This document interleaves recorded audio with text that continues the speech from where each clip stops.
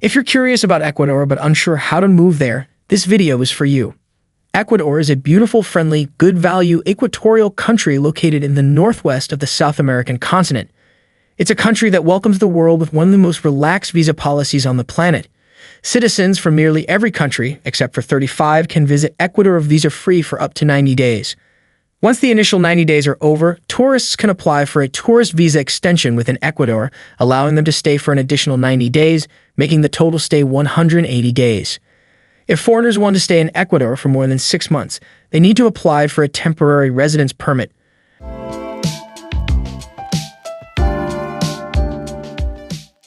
Ecuador offers up to 32 different visa categories catering to various groups. These visas generally fall into 3 categories: non-resident visas, temporary residence visas, and permanent residence visas. Ecuadorian temporary residence visas alone include 13 subcategories, such as professional, investor, pensioner, rentista, digital nomad, dependent, etc. Among the most popular temporary residence visas are 6. Investor visa requires a minimum investment of $47,500. Pensioner visa, rentista visa, and digital nomad visa all need you to show a monthly income of at least $1,425. If you have a job lined up with an Ecuadorian employer, work visa is your option. Professional visa is another popular option for those with a bachelor's, master's, PhD degree, or equivalent professional certification. Applicants only need to register their degree in Ecuador and demonstrate a minimum monthly income of $475. The financial requirements for these visas are not fixed and change annually based on adjustments to Ecuador's minimum wage, Salario Básico, which has steadily risen over the past decade, from $318 in 2013 to $475 in 2024. For example, investor visa requires 100 times the Ecuadorian minimum wage, while retirement visa, rentista visa, and digital nomad visa require 3 times the minimum wage. Consequently, requirements for these visas will vary according to the minimum wage standard announced by the Ecuadorian government every January. Generally speaking, required income or investment amount to apply for an Ecuadorian visa tends to increase each year. After successfully obtaining your Ecuadorian visa, you are granted temporary residency in Ecuador. As a temporary resident, you will receive an Ecuadorian foreigner ID card, known as a cédula. With this cédula, you can legally work in Ecuador, open businesses and bank accounts, and sign up for government health insurance. If you are over 65, you are also entitled to senior citizen discounts on a wide range of services, from municipal taxes to airline tickets and utility bills. Most Ecuadorian residence permits are valid for 2 years and can be renewed under the same conditions. Additionally, there are no residency requirements, meaning you don't have to live in Ecuador to maintain your residency. However, if you wish to apply for permanent residency, you must hold a valid temporary residence visa and have lived in Ecuador continuously for at least 21 months, during which you cannot spend more than 90 days outside the country.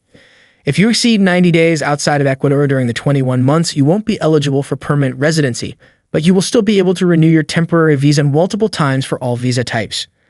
For the first 2 years after obtaining permanent residency, you cannot be outside of Ecuador for more than 180 days per year. From the 3rd year onwards, you only need to enter Ecuador once every 2 years to maintain your permanent residency. After holding permanent residency for 3 years, which is the 5th year of legal residence, you become eligible to apply for Ecuadorian citizenship. Ecuador allows dual citizenship, so you can become an Ecuadorian citizen without renouncing your original nationality.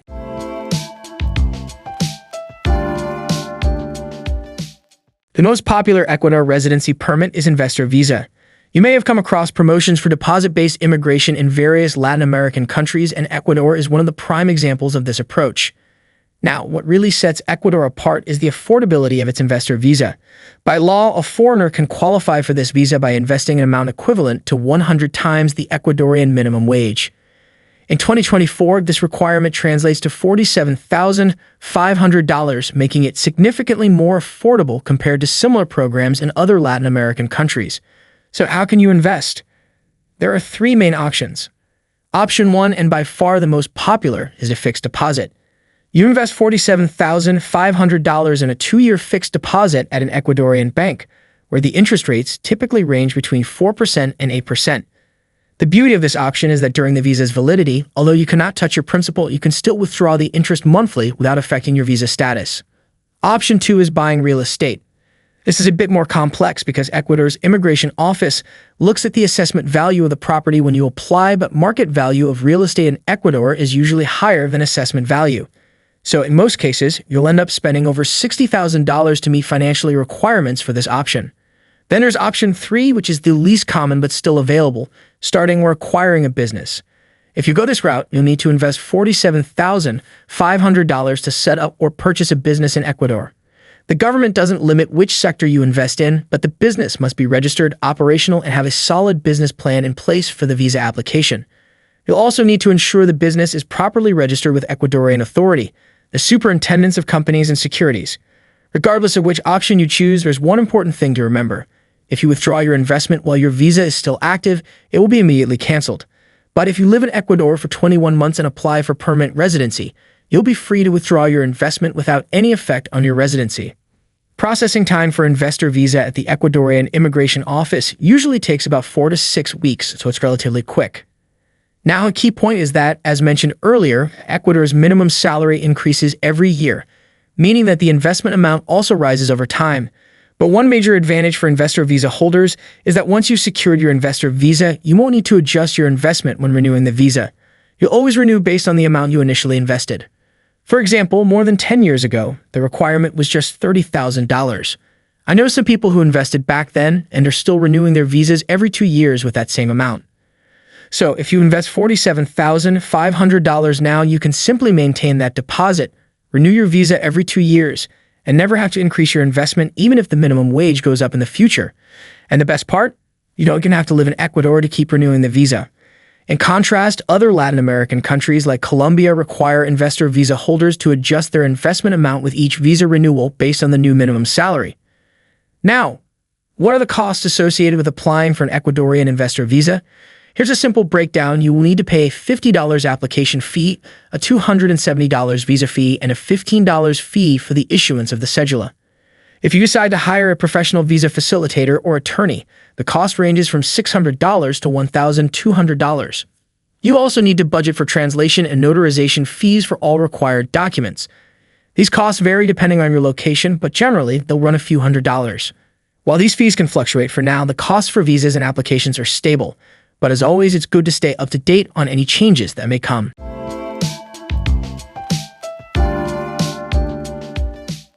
Another popular set of visa options in Ecuador are 3 residency by income visas: retirement visa, Rentista visa, and digital Nomad visa. Now, these 3 visas have the same basic income requirement, which is a monthly income of at least 3 times the Ecuadorian minimum salary, $1,425 in 2024. The key difference between them lies in where your income comes from. Let's start with retirement visa, also known as jubilado visa. To qualify for this visa, you need to have a stable lifetime income, such as a government pension or private insurance payments. In 2024, the requirement is to prove you have a monthly income of at least $1,425 for life. If you want to bring dependents, you'll need to add $250 per month for each additional person. Now, an important thing to note is that there's no age limit for retirement visa, and you don't actually have to be retired. As long as you meet the income requirement, you can apply. Additionally, any foreigner living in Ecuador with a cedula who is 65 or older is eligible for special tax benefits, discounts, and perks. If you're applying from the US, the processing time is typically 35 to 40 working days. Next, for those who earn income from sources like rental properties, interest on savings, or other financial investments that are not lifelong but are stable, the Rentista visa is for you. Income requirement for this visa is still $1,425 per month, just like retirement visa. Again, if you're bringing dependents, you'll need to prove an additional $250 per month for each one. To apply for Rentista visa, you'll need to provide bank statements or documentation from a financial institution showing 3 months of consistent income at the required level. The key here is proving that you can support yourself and any dependents without burdening Ecuador's economy. Now, both retirement visa and Rentista visa holders have some flexibility. You're allowed to freelance, be self-employed, start a business, or even teach English in Ecuador. However, you cannot take on a salaried job with an Ecuadorian company. Finally, let's talk about Ecuador's digital Nomad visa, officially called the Rentista for Remote Workers visa. This visa was launched in July 2022 and is available to remote workers from 183 countries. Like other income visas, income requirement is $1,425 per month, For each additional dependent, you'll need an extra $250 per month. One major perk of Digital Nomad Visa is that if you don't meet the monthly income requirement, you can still qualify by showing savings equivalent to 1 year of income. So for example, if you're applying as a single individual, you can meet the financial requirement by proving you have $17,100 in savings. You can apply for Digital Nomad Visa either online or in person. We'll go into more detail on how to apply for an Ecuadorian visa later in this video. But if you're interested in a step-by-step guide for the Digital Nomad Visa application process, the Ecuadorian government has posted a helpful video on YouTube. I've linked it in the description below, so feel free to check it out.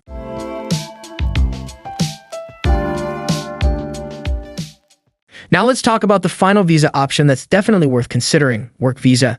Obtaining a work visa in Ecuador can be fairly straightforward if you have a job offer from an Ecuadorian company or plan to engage in certain professional activities within the country. The key here is meeting specific visa requirements, such as having a formal job offer, relevant qualifications, and possibly a health certificate. Ecuador offers two types of work visas. The first one is professional visa, also known as the 9V visa. This is for professionals working in their field who hold a degree. The second one is technician visa, also known as the 10V visa. This one's for technical experts who had a contract with an Ecuadorian company. Now, just like in other countries, to get work visa in Ecuador, you'll first need to be employed by a company that's operating locally. The company will then apply for work authorization on your behalf. After that, you'll need to get in touch with an Ecuadorian embassy in your country.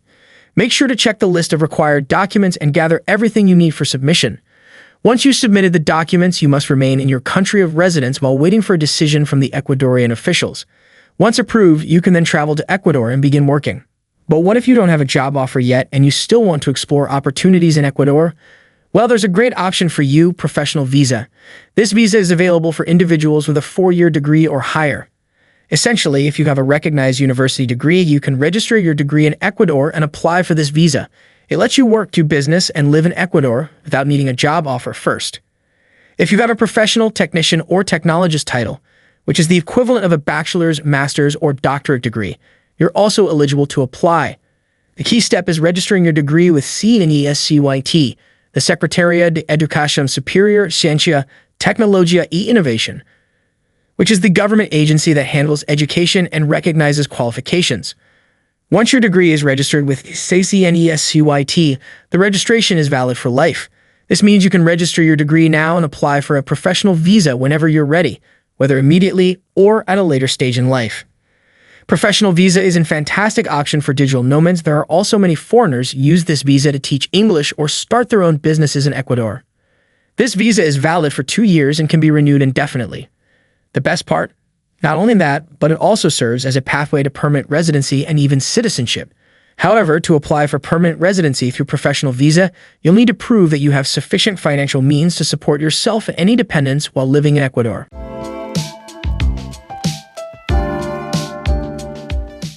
So how do you apply for a visa in Ecuador? Well, there are 2 ways you can go about it, either online or in person. Now the online option is brand new. It only launched on July 5, 2024. Since it's so recent, we're not entirely sure how smooth the process will be. Ecuador doesn't have the strongest track record with digital projects like this, but let's hope it's user-friendly and works well. When it comes to different types of visas, you'll need different documents. We've listed the exact requirements for each visa on our website. You can also reach out to the Ecuadorian embassy or immigration office near you to confirm. Typically, required documents include a valid passport, passport-sized photos, marriage and birth certificates, police background checks, proof of income, property ownership, and a few others. Once you have all the necessary documents ready, you can either attach them to your in-person application or, if you're going the digital route, upload them as PDFs. In both cases, you'll need to pay application fee immediately. And depending on the visa, you may be asked to attend a visa interview. After you've submitted your application, expect a 2 to 3 week wait for approval, though in many cases, approval happens on the same day.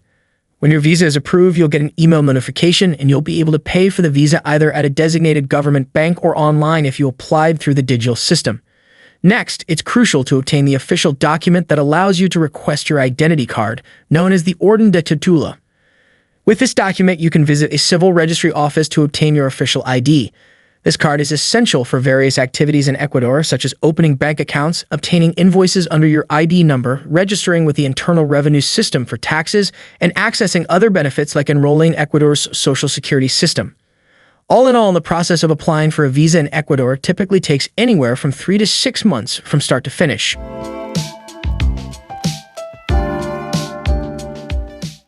Ecuador may not be a tax haven or a country known for towering skyscrapers, so it's never been a top destination for high net worth individuals. However, what Ecuador does offer is stunning landscapes, a rich and diverse gastronomy, a low cost of living, and welcoming people. It's also one of the only 3 countries in Latin America that uses the US dollar as its official currency, which has drawn a growing number of expats in recent years. So if you're seriously considering a move to Ecuador, the real question is Ecuador the right home for you? Of course, Ecuador isn't the only option.